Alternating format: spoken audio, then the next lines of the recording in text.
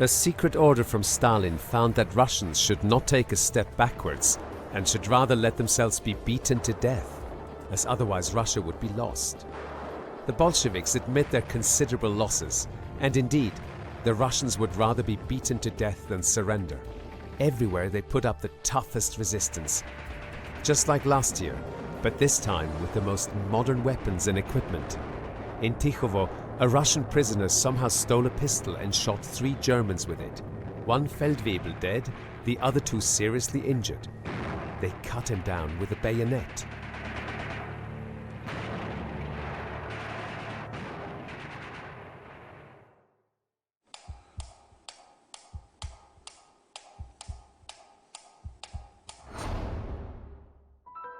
Certain that the main Soviet threat had been eliminated and that Russia no longer had the military resources needed to prevail, Hitler made a series of changes to Foul Blau.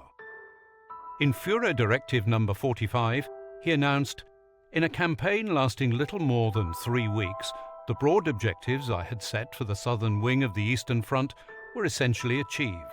Only weaker enemy forces from Timoshenko's armies have managed to evade the encirclement and reach the southern bank of the Don."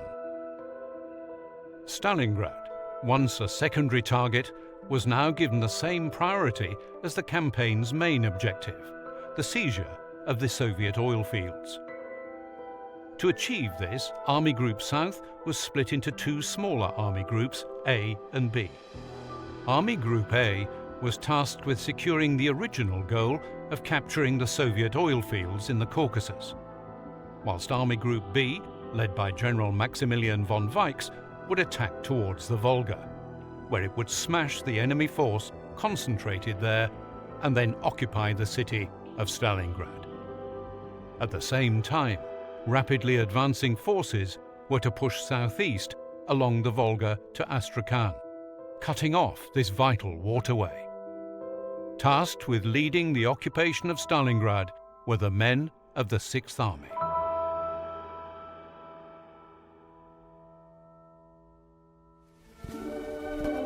I'm taking a short break to write you a few lines. At the moment we are advancing south with the tanks. I think our goal for now is Stalingrad. At least that's what I've heard from the tankers. In this section the Russians are running so fast that we can't keep up with them on our wheels.